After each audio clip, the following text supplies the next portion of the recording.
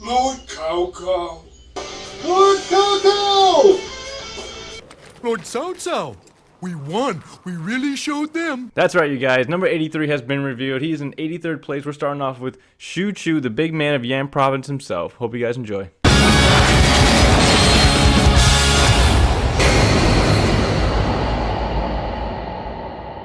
Alright, so Xu Zhu is 83rd, like you saw in the beginning of the intro there.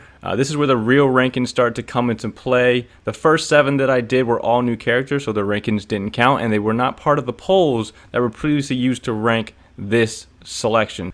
So Xu Zhu ranks 83rd because he, on average, ranked the lowest among all the other characters in the game. In the Koei Tecmo popularity poll, he only got 195 votes out of almost 75 or over 75,000 votes. In the Twitter poll released by Koei as well, the exact numbers were not released, but Xu Zhu ranked 81st. And then for my personal rankings, Xu Zhu ranked down at the last spot for me personally. So as I averaged out all the numbers, his number averaged out to 81. The higher the number the character receives, the lower the character is on the rankings. So we're gonna start off with Xu Zhu, the big man of Yan Province. All right, so a little bit about Xu Zhu for anyone who doesn't know who he is. Xu Zhu was a giant man, and hence why I keep calling him the big man of Yan Province. That's what the game actually calls him in several instances. He was the bodyguard of Cao Cao after he was recruited for fighting with Dian Wei while protecting one of his fields. Xu Zhu was not the brightest and not the loudest or smartest person in the room, but whatever he needed to do to protect his lord, he did it. He did it bravely. He was actually commanded as one of the bravest generals under Cao Cao's army. All right, and he's been in the game since Dynasty Warriors 1. All right, so he's had a lot of changes. Well, in a sense, we'll get through his weapons, his voice acting, and lots of other stuff as we go through Xu Zhu. Fun fact about Xu Zhu, personally for me, I've never played. I think I played him maybe once or twice, but I don't think I've ever played him more than maybe a handful of times throughout the entire Dynasty Warriors franchise. I played the Dynasty Warriors franchise for a long time now. I've pretty much played through every single character at least once or twice, but Xu Zhu is probably the person I played the least. So when I first picked up the controller and went through every single Dynasty Warriors game, and that's what I did. I went from Dynasty Warriors 2 all the way up to Dynasty Warriors 9 through every content for Xu Zhu. It was very strange, and now I know why I put him down in the last spot. Alright, so let's start off with Xu Zhu's weapon style and moveset. Out of all the characters, this is probably the most consistent character when it comes to weapon style and moveset because he's pretty much had the same moveset and weapon style that was revolved around the club. The spike club, the little pentagon looking club, and then of course his main club, and then the club that has the bull's head on it. So like I said, I haven't played him very much at all. I don't even have his best weapons unlocked in any of the older games, so it was definitely difficult to use this character in the game. First of all, his moveset is kind of silly. I mean, it's fine. He swings his club back and forth in the older games, but for his Musou attack, especially in the first few installments of the game, he plays like a weird version of Ring Around the Rosie. Ring around the rosy, pocket full of posies, ashes, ashes, we all fall down. And then he literally falls down. And in the first, I think the second and third installment, he didn't have any range on his attack, so once you hit him one time, the guy went flying, and then you wouldn't get any more hits on him. So his Musou attack in the first few installments was just completely useless. Fast forwarding to Dynasty Warriors 7, 8, and 9, Xu Zhu's moveset pretty much stays the same. The only thing that changes is his Musou attack, which evolved from the Ring Around the Rosie attack that you saw before to more of a human boulder attack that resembles a character from the anime series Naruto, from the character known as Choji.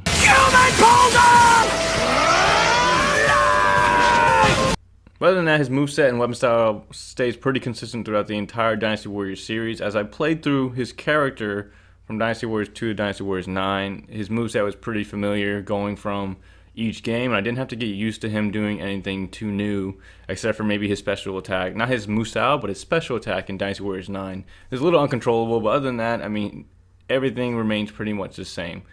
While we're on the topic of consistency, his outfit and his armor that he wears throughout the entire series that the developers give him is pretty much the same It usually shifts from light armor to no armor at all, or like a light shirt or something. Just nothing really to deviates away from him as a character. You can instantly recognize him once you pick up a new installment of the game. From each game, he pretty much is the same character.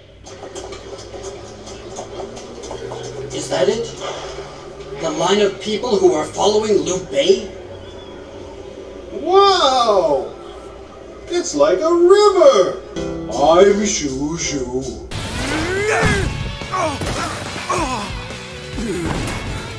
I won't let anyone get close to my Lord Cao Cao. Alright, so let's talk about Xu Zhu's voice acting now. Now, he's only had, I believe, only 2 voice actors. I could be wrong about that, but it's a significant change between the 3rd and the 4th installment. And then since the 4th installment, he's relatively had the same voice since. Now, in the 2nd and 3rd installment, I'm not sure about the 1st because I haven't played the 1st, but the 2nd and 3rd installment, he has the same voice actor, and it resembles more of like a, he kind of sounds like Barney in a sense. The big purple dinosaur, but it wasn't too bad of a voice. I thought it fit him pretty well. He's kind of, the big jolly guy, and, he's there to protect his lord. And that's why he was known as the Tiger's Fool, because he was a big, giant dude that, wasn't very smart or anything, but when he fought and when he protected the people that he was going to war with, he turned into a tiger. So hence the name, or the nickname, Tiger Fool. But then in the 4th installment, they decided that it would be better to really emphasize that fool part and then downplay his voice into less of that Barney and Jolly type and more into a grown man child. So now his voice is, it fits him and I'm not complaining about it. It's just now it's more of like they're really overemphasizing the point that he is a fool, And there's a couple instances where, there's people talking to him, or I believe in one of the installments, it might have been the 6th one or 5th one, Zhu actually shows up and is like trying to convince Xu Zhu to leave Cao Cao.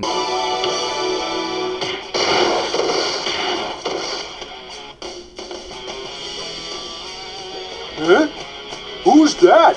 Up yonder?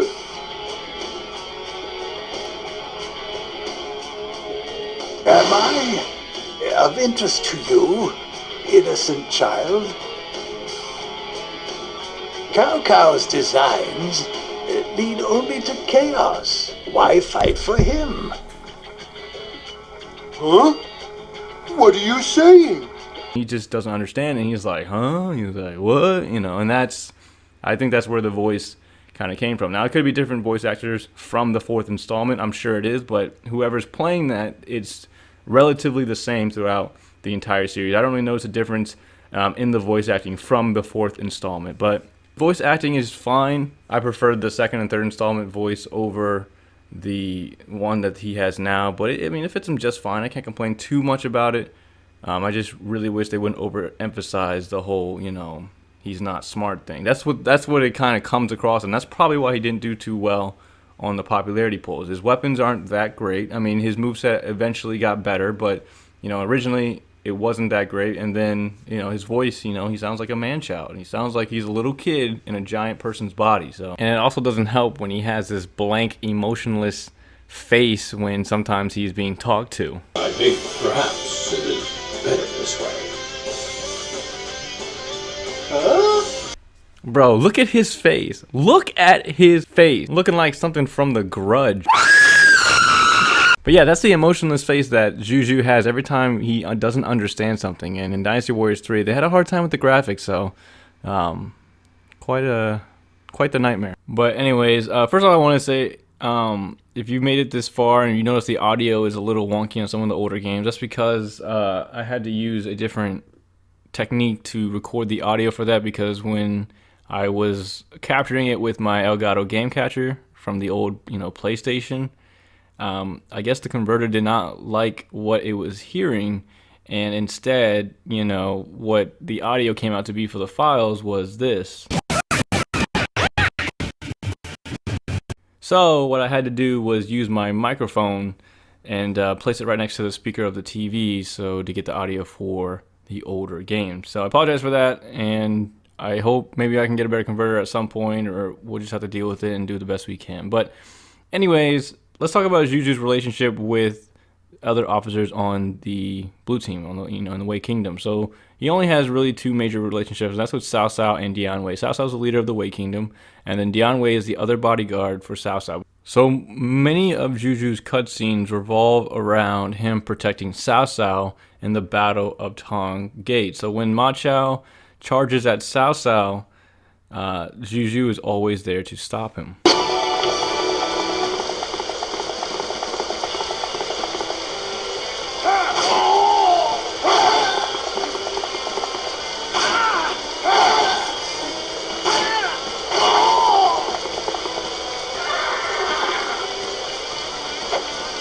Now you face me!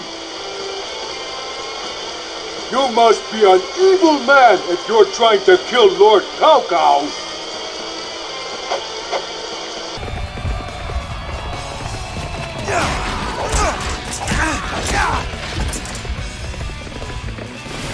Cao Cao, you devil! Prepare to die!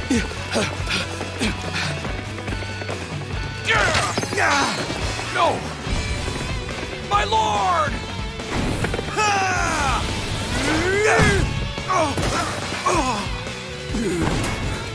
I won't let anyone get close to my lord Cao Cao!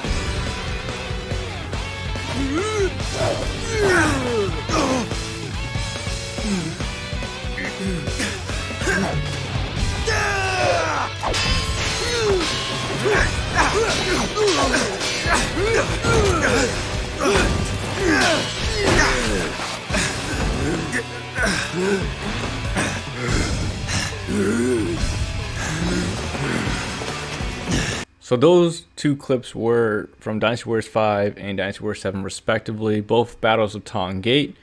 That's both when Xu Zhu stepped in, when Ma Chao charged at Cao Cao. He stepped in to basically block his attack and protect Lord Cao Cao. And then also his other cutscene revolves around the other officer, Dian Wei, like I mentioned before, when Lu Bu was attacking.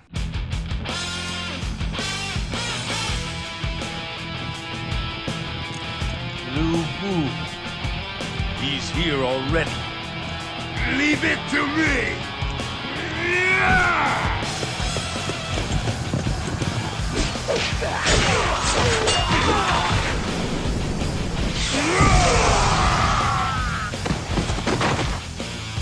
I will give my life to keep you safe! Dian Wei! Don't it up. do it!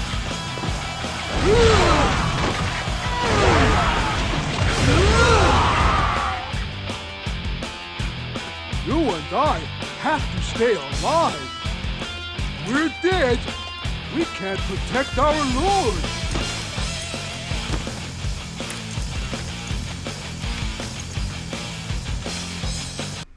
So, as you can see, regardless of how lame the character is, he has some I think he has some pretty awesome cutscenes. So, those are his major cutscenes. He has other cutscenes, but I'm going to include that in a different video. I have a compilation of just his cutscenes. If you want to check that out, it'll be in the description. But other than that, that is the basics of, that is pretty much all I have for Xu Zhu. We covered his weapon style changes, voice acting changes, different cutscenes and relationships and stuff like that. But that's pretty much how Xu Zhu has evolved as a character from Dynasty Warriors 1 all the way to Dynasty Warriors 9. I don't have any footage of Dynasty Warriors 1 because I don't own the game, because I don't have a PlayStation Classic, but I do have the Dynasty Warriors 2 through Dynasty Warriors 9. I got all the content I could from him, and hopefully this video was at least entertaining. I almost forgot one more thing. When I started playing the beginning of Dynasty Warriors 5, everybody can tell that the guy is a little, he's a little on the bigger side. I mean, he's a big guy, but it's pointed out it's the beginning of his story. You're at the Battle of Hulao Gate, and then the commander who's addressing you as the character is just watch. I'm Xu Zhu. So you're Cao Cao's officer, Xu Zhu. How can a big fat lout like you actually be of any use on the battlefield?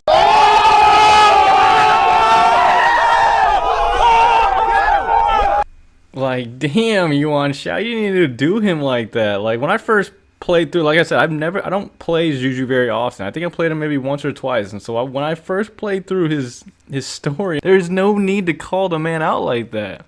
He called him a big, fat lout. What?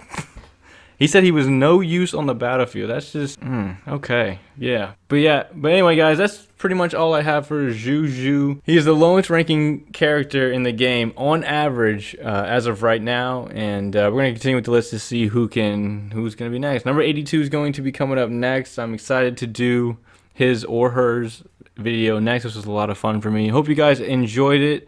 And I'm going to end it with his ending in Dynasty Warriors 9 and then let the outro play. But hope you guys enjoyed the video, and I hope you guys are excited for the next episode. But other than that, guys, if you enjoyed it, definitely appreciate a like, comment, or subscribe. If you have any questions or anything, just let me know down in the comment section. But other than that, guys, hope you guys enjoyed it, and I'll see you guys in the next video. Thanks for watching, everyone. From the Shu army's fierce attack. While Xu Zhu and the others were fighting in Hanzhong, Guan Yu moved north towards Jing province. Everything was proceeding exactly as Cao Cao had planned. Guan Yu was defeated by Xiahou Dun, who had raced to the battlefield from Hanzhong. With his greatest threat finally eliminated, Cao Cao departed the world. Xu Zhu's friend and the lord he had sworn to protect were both gone. As such, he returned home and focused on tending to his fields in peace.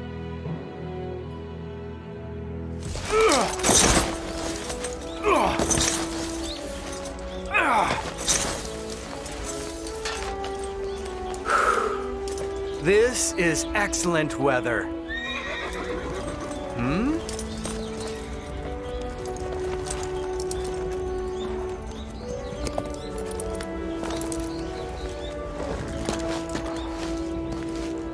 Xu Zhu. Lord Cao Pi, you're here! Is something wrong? I came here to enlist you. I want your experience to lead my personal guard. And as time goes by, you shall raise a generation of warriors to protect Wei. You want me to raise warriors? Don't tell me you can't do it. They used to call this a barren wasteland. But look at the crops that you've managed to raise here. Raising up a new crop of men should be easy for you. So, people are the same as fields. All right. Lord Cao Pi, I understand. I'll do it. I will grow many warriors for you.